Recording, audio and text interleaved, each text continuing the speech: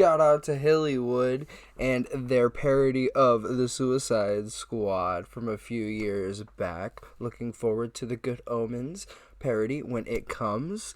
But that was what I was playing during our opening, and welcome back to Geekborn. We are here with another episode in the Barely Relevant series, where each movie or film is connected by an actor or actress. We follow from the last one, pick one in the next one, and continue on. We follow Jason Alexander in our last video. You know him probably from Seinfeld as George Costanza, but he was in the film The Adventures of Rocky and Bullwinkle as Boris Badenoff that we followed last week, and he is in a small show that we are going to be talking about today, Harley Quinn, the animated series that was made for the now defunct DC Universe streaming service, which has now been brought over to HBO Max.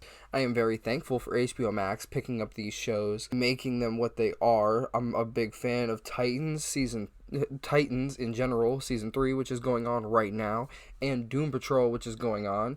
Obviously, with my number of subscribers, you can tell that this is not a sponsorship, but just me geeking out about all this awesome things on this service. So we're going to check out my videos that I have on Titans and Doom Patrol somewhere on the channel if you want to look at those, but we are going to talk about Harley Quinn, and we're going to take the full advantage of the streaming service like the other shows. It's pretty crazy. Spoilers for the first 2 seasons if you have not seen them. First things, there are a lot of great characters in this show, and I'm sure more to come in the upcoming season. One of these characters, one of my favorites in the show, no lie, is surprisingly Kite Man. And of course, I think they did this on purpose. They put people in charge of this show who know what they are doing, who they are making this show for. What do you want to watch? We could watch Harley Quinn. No! Have you seen the show? Oh, God, no. It's just another heavy-handed female empowerment story where the true villain is the quote-unquote patriarchy. So basic. It is essentially a hard R version of a 90s DC cartoon. You imagine Batman, the animated series, but Harley Quinn's the main character of this show, and it was made for 20-something you in mind. Honestly, that's what this is.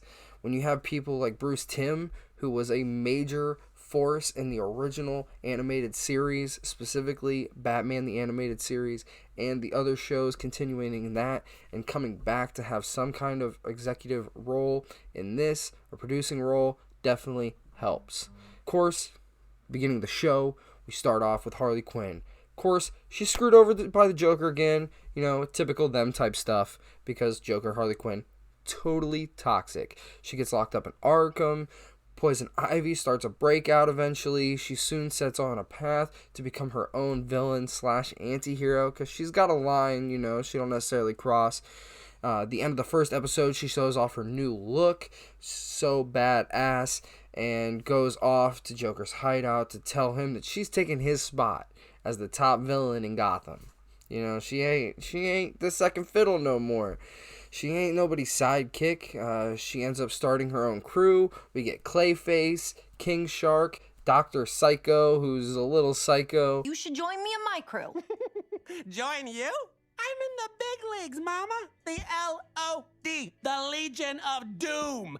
Hard pass. We cannot condone Dr. Psycho's use of the C word, as it does not represent our brand of evil. We hereby banish him from the Legion of Doom, Legion of Doom Europe, and the Junior Doomers of America. Did I say hard pass? I meant soft accept. I want to join your crew. Not because I think working for a female will help rehabilitate my ruined image, blah, blah, blah, blah. And their landlord, Cyborgman. Cyborgman, played by Jason Alexander. This is a great voice cast in general, and everyone in the show, in my opinion, does amazingly. We get all kinds of weird characters that seem like they might be one-offs in some cases, but they're actually from the comics, including a character called Queen of Fables. She makes her first appearance in the show trapped in a copy of the U.S. tax code. That is because in the comics, she was actually trapped in the U.S. tax code. They put her in this U.S. tax code book because she gets her powers from fables and imagination, imaginative storytelling. Is not going to be able to find a whole lot of that in that U.S. tax code. And I think stuff like that just makes it so much fun. It shows that these people are really working hard, or they're real comic book fans, and they care about the universe that they are building with this type of cartoon, this type of show. Honestly, I love just about everything about the show. All the villains that we eventually get to meet when we go to the Legion of Doom, especially Bane. Here's just a clip. Your idle gossip distracts me from my master plan. Break the Batman, punish Gotham for its transgressions, and stand atop the mountain of skulls left in my way. Anyway, yeah. We get Kite Man and Poison Ivy. They have a pretty cute relationship for part of the show when they eventually get together. But Harley and Ivy, they have a bit of will they, won't they? Because, in the comics, they got their thing. Eventually, in the second season, they get together. Way too many storylines for me to really get into all of them here. I definitely recommend going to HBO Max and going and watching the show, or rewatching the show. If you have already seen it, get ready, because Season 3 is coming soon.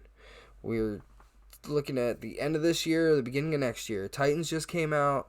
Doom Patrol comes out the end of September. This is on a roll. With Kaylee Cuoco, who plays Harley, probably best known as her role as Penny from The Big Bang Theory. She's an amazing choice. And I like seeing a performer like her who made so much money on a show like Big Bang Theory that she really probably doesn't have to do anything. Probably doesn't have to work another job. Of course, she probably wants to, but with the kind of money she has, the projects that she's going to be working on, projects she wants to work on, not because she needs the money. So, seeing somebody that working on this, I can't imagine seeing what more she brings to it. It seems like she's having a great time. Jim Gordon in the show, off his rocker. Completely insane, saying some very questionable things and getting very emotional, being very over-emotional a lot of the time. You're cancer, Quinn. Spreading from Gotham's lymph nodes into its spleen, and God help us if you get to Gotham's bladder. But I'm the chemo. How long is he gonna keep doing this? You're a festering boil, Quinn. A bed sore. A tapeworm that sets up shop in Gotham's lower... Jim. All right. Where's the Joker? I'll never give up my pudding. Why are you protecting a psychotic clown who treats you like garbage? Ask the guy who fucks bats. He doesn't do that! Jim. Sorry. Seems to be dealing with a lot of stuff at home. He goes over a lot of it. There's a few characters like the Joker, Clayface, and a few other random one-off voices that are done here and there, all voiced by the great Alan Tudyk. The extremely talented character and voice actor is the actor we will be following next in the series. We'll be heading to the edge of the water next week, where he plays Hey Hey in the beloved Moana film. He does a great role, playing the chicken. Not a voice role, because he just does the chicken voices. But we'll be heading, like I said, to the edge of the water with our adventure with Moana next week.